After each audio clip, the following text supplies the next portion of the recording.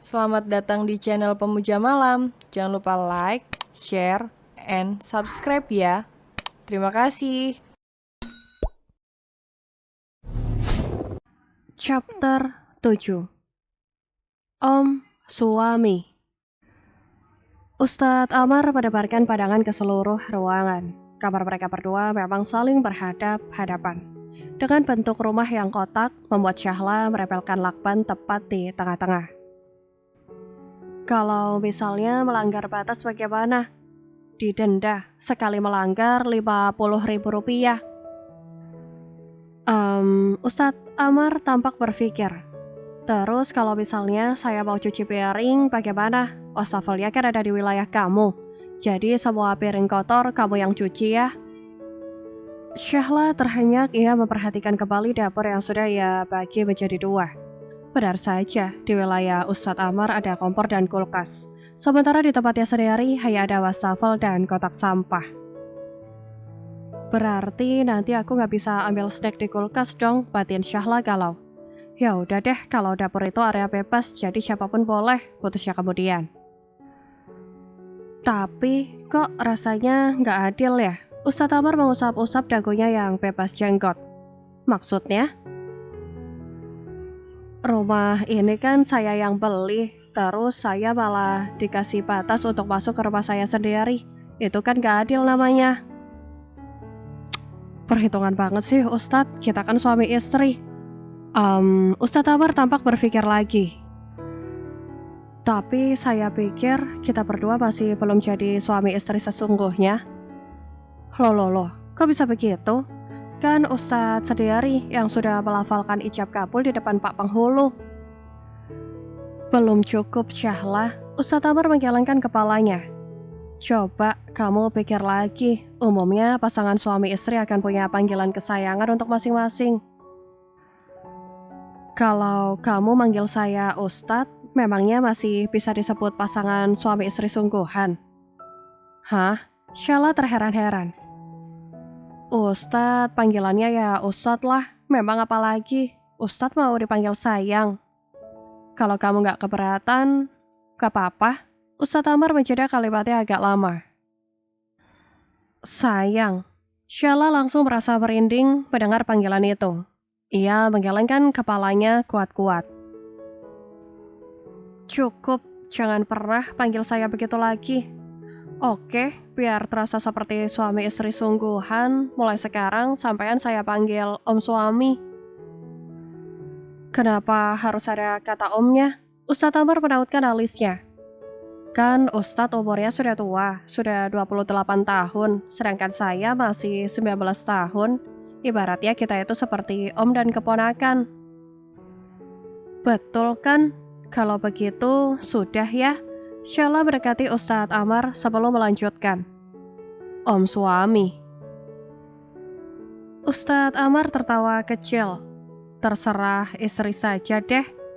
Setelah perdebatan tentang panggilan suami istri itu, sebenarnya tidak ada kejadian lain yang istimewa.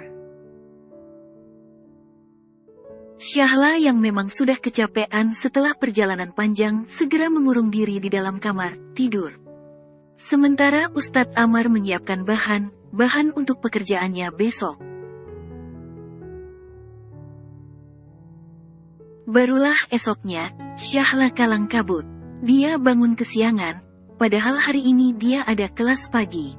Sarapan dulu, tegur Ustadz Amar saat melihat Syahla menutup pintu kamarnya dengan terburu-buru, dan langsung mengambil sepatu dari rak.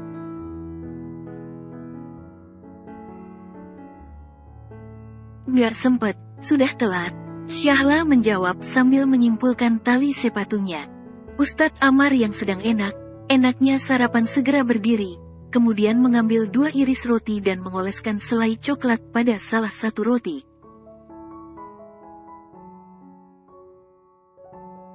Setelah itu, ia menempelkan 2 lembar roti itu dengan selai coklat sebagai perekat.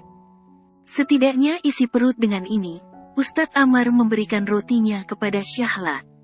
Ia kemudian mengambil sepatu dari rak. Makan saat di mobil saja, saya antar. Syahla terkejut menerima roti itu.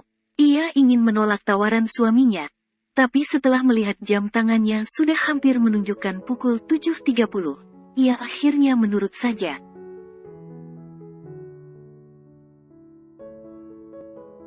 Di perjalanan, Syahla hanya bisa terdiam sambil memakan rotinya. Beberapa kali ia tampak mengecek handphone, memastikan teman sekelasnya membalas apakah dosen mereka sudah masuk apa belum.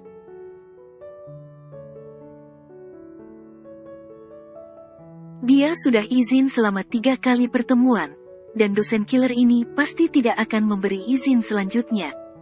Kalau Syahla tidak masuk hari ini, sudah pasti nilai C akan ia kantongi.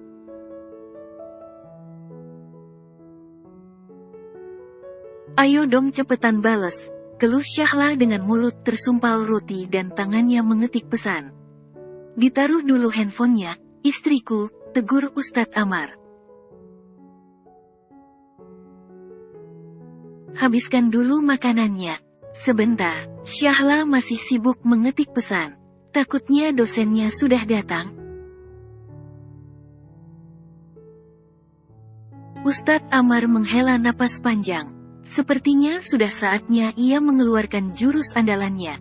1. Syahla langsung menoleh kaget. Apaan sih? Kenapa pakai hitungan segala? Memangnya ini di pondok? 2. Ustadz Amar tampak tidak memperdulikan seruan protes Syahla.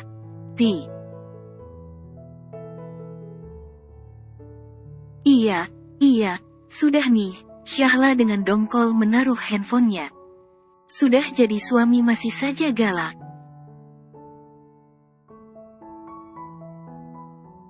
Ustadz Amar tersenyum mendengarkan omelan Syahla. Meskipun selalu protes, Syahla masih tetap takut pada metode hitungannya itu.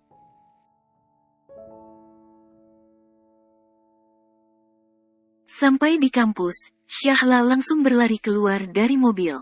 Ia ingin segera masuk ke ruang kelas, tapi langkahnya terhenti melihat Ustadz Amar mengikuti di belakangnya.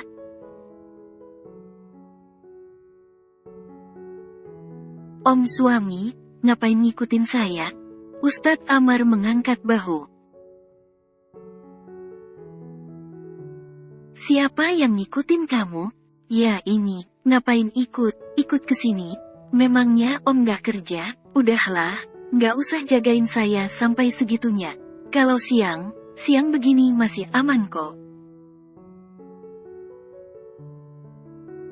Gak usah GR, saya kesini memang mau kerja. Ustadz Amar menunjukkan tas ranselnya. Syahla masih tidak mengerti. Kalau bekerja, ngapain ke kampus?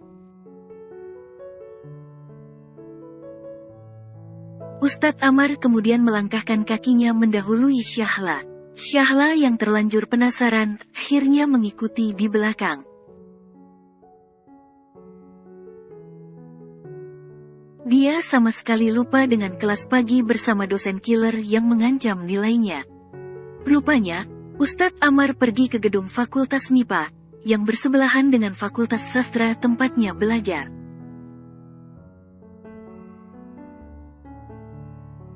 Om, jujur deh, om ngapain sih kesini segala?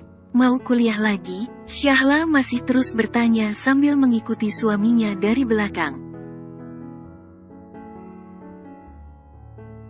Ustadz Amar sebenarnya sangat risih dengan panggilan om itu. Tapi ia memilih diam saja dan tidak menanggapi celotehan istrinya. Ia kemudian menghentikan langkahnya di depan ruangan dosen.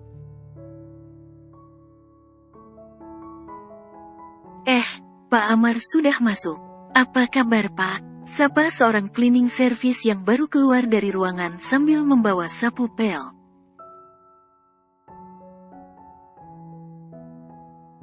Saya kira Bapak minggu ini masih cuti. Ternyata sudah masuk ya. Sudah Mas Anton. Alhamdulillah urusan saya sudah beres.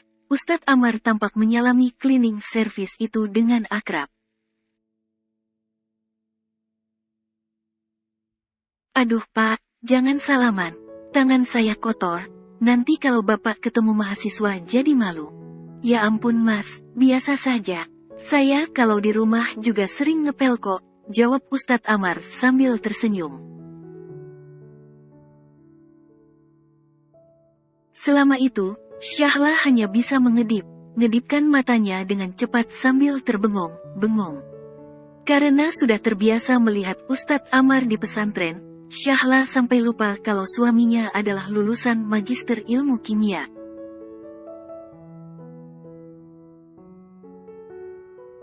Ngapain masih di sini? Mau ikut masuk? Katanya tadi ada kelas pagi. Ustadz Amar mengalihkan pandangan pada Syahla yang masih berdiri di belakangnya. Perkataan Ustadz Amar segera membawa kesadaran Syahla kembali. Tanpa berkata apalagi, ia segera berlari terbirit-birit menuju kelasnya sendiri. Dosen killer, I am coming.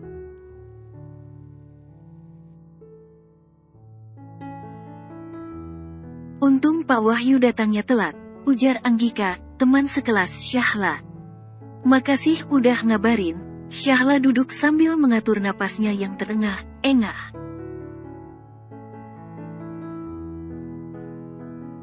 Iya sama. Oh iya, gue denger lo waktu itu diganggu sama geng samurai ya. Lo nggak apa-apa?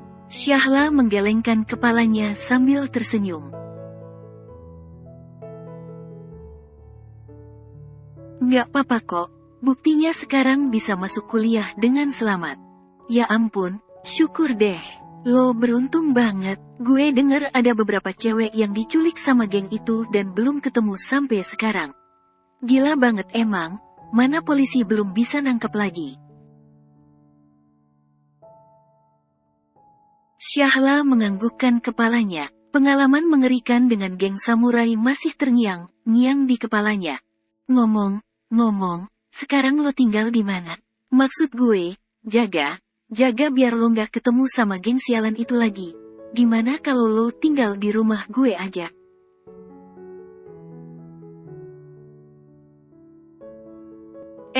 Nggak usah. Syahla cepat mengibaskan tangannya.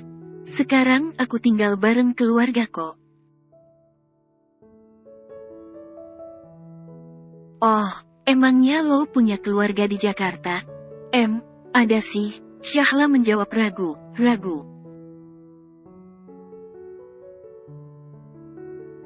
Suami itu termasuk keluarga kan? Ya udah, kalau ada apa lo bisa telepon gue? Kenalan bokap gue ada yang polisi. Kalau lo ketemu geng itu lagi, lo harus cepet kabarin gue.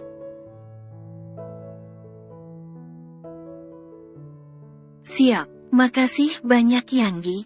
Anggika menganggukkan kepala sambil tersenyum. Anggika adalah teman dekat Syahla selama kuliah di Jakarta. Meskipun orang Jakarta asli dan berbeda agama, Anggika adalah orang yang supel. Saat pertama kali masuk kuliah, Anggika adalah orang yang pertama kali menyapa Syahla duluan. Tidak berselang lama, Pak Wahyu, dosen killer yang mereka tunggu datang juga.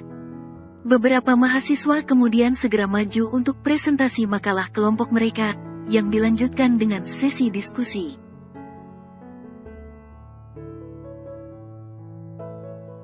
Untuk pekan depan kelompok 5 ya, ucap Pak Wahyu sebelum keluar dari kelas. Ingat, kirim materinya maksimal 1 hari sebelum presentasi. Syahla menelan ludahnya gugup. Kelompok 5 adalah kelompoknya. Sialnya, penelitiannya waktu itu baru setengah jalan.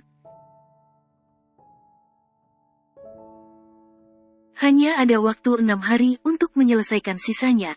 Lalu astaga, Syahla lupa kalau laptopnya rusak. Mati aku, Syahla menepuk jidatnya sendiri.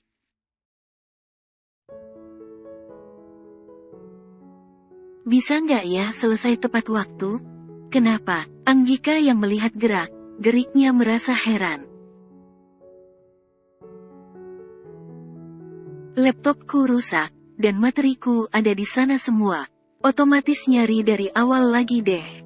Ya ampun, terus gimana? Udah bilang sama anggota kelompok lo belum?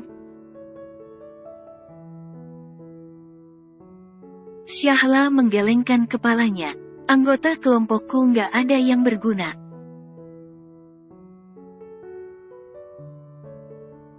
Anggika menepuk pundak Syahla prihatin. Sorry banget, sebenarnya gue pengen bantu. Tapi gue juga masih ada tugas buat matkul lain.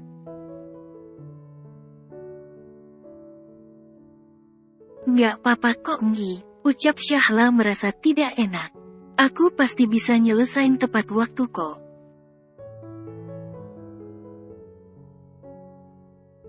Gue yakin lo pasti bisa. Abis ini lo nggak ada matkul lagi kan? Mau ke kantin dulu? Nggak? Gue lapar nih, belum sarapan.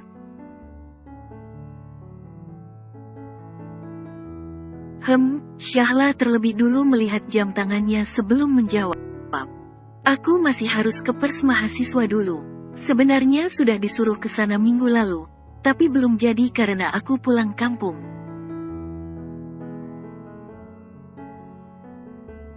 Oh, lo jadi masuk ke organisasi itu? Kenapa? Mau denger gosip terbaru di kampus ya? Goda Anggika. Syahla tertawa. Mana ada. Aku suka karena Persma kita menerbitkan majalah mingguan yang ada cerbungnya. Yah, siapa tahu bisa menambah skill dan pengalaman kan? Oke, sukses deh ya. Gue cabut dulu, bye. Anggika melambaikan tangannya.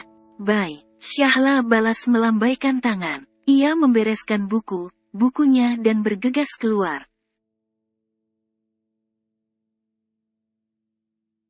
Gedung unit kegiatan mahasiswa atau yang biasanya disebut UKM berada terpisah dari gedung fakultas. Berada di area belakang kampus, bersanding dengan perpustakaan. Sambil berjalan, Syahla mencoba menghitung waktu. Apakah ia masih sempat mencari materi makalah hari ini? Ia juga kembali ingat di mana kiranya buku referensi itu berada. Sesampainya di depan ruangan Persma, Syahla mengetuk pintu. Tapi tidak ada yang menyahut sama sekali. Karena tidak ada jawaban, Syahla memutuskan untuk pergi saja. Sampai ia mendengar pintu itu berderit terkena angin. Loh, nggak dikunci toh? Syahla kemudian bermaksud menutup kembali pintu itu. Tapi pandangannya yang tidak sengaja melihat ke dalam ruangan malah membuatnya penasaran. Pada akhirnya, Syahla masuk ke dalam ruangan itu tanpa menutup pintunya kembali. Halo, Assalamualaikum, ucap Syahla lirih. Ia tahu tidak akan ada jawaban karena ruangan itu kosong, tapi mengucap salam setiap kali masuk ke dalam rumah sudah menjadi kebiasaannya. Bersambung.